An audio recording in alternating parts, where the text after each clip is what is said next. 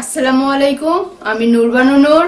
সবাইকে আন্তরিক শুভেচ্ছা জানিয়ে শুরু করছি জেডএস টেলিভিশনের আজকের সংবাদ। রংপুরের বদরগঞ্জে শ্যামপুর হাটে বাংলাদেশ জাতীয়তাবাদী স্বেচ্ছাসেবক দল গোপালপুর ইউনিয়ন শাখার কর্মী সভা অনুষ্ঠিত হয়। বদরগঞ্জ উপজেলার ভারপ্রাপ্ত আহ্বায়ক বাপ্পি সরকারের সভাপতিত্বে ও সদস্য সচিব রায়হান কবিরের সঞ্চালনায় প্রধান অতিথি হিসাবে বক্তব্য রাখেন তুখোড় সাবেক ছাত্রনেতা রংপুর জেলা স্বেচ্ছাসেবক দলের আহ্বায়ক আল ইমরান সুজন।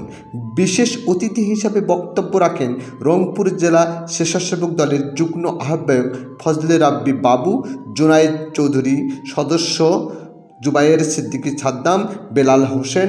আমন্ত্রিত অতিথি হিসেবে বক্তব্য রাখেন গোপালপুর ইউনিয়ন বিএনপির সাধারণ সম্পাদক লিয়াকত উল্লাহ লুসান সহ জেলা, উপজেলা ও ইউনিয়নের নেতৃবৃন্দ।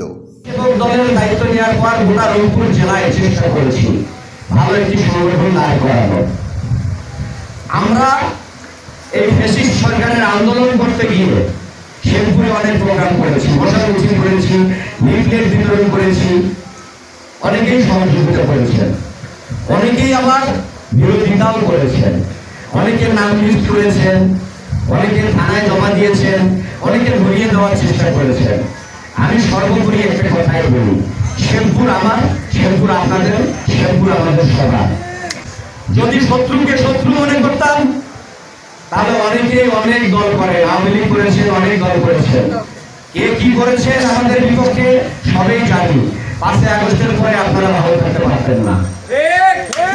আমি নিজে দাঁড়িয়ে থেকে শ্যামপুরে চেষ্টা করেছি যারা অন্যায় করেছেন তারা যেন শুধরে যায়, তাদের বাসায় যেন হামলা না হয়, তাদের যেন ব্যবসা প্রতিষ্ঠানে হামলা না হয়, তাদেরকে অন্যায়ভাবে যেন কোনো কিছু করা না হয়। আমি ব্যক্তিগতভাবে চেষ্টা করেছি। আমি যদি চেষ্টা না করতাম অনেকের অবস্থা আজকে ভয়াবহ হতে পারত। সর্বোপরি এলাকাকে দেখেছি, এলাকার মানুষকে দেখেছি, কে কোন দল করে সেটা দেখিনি।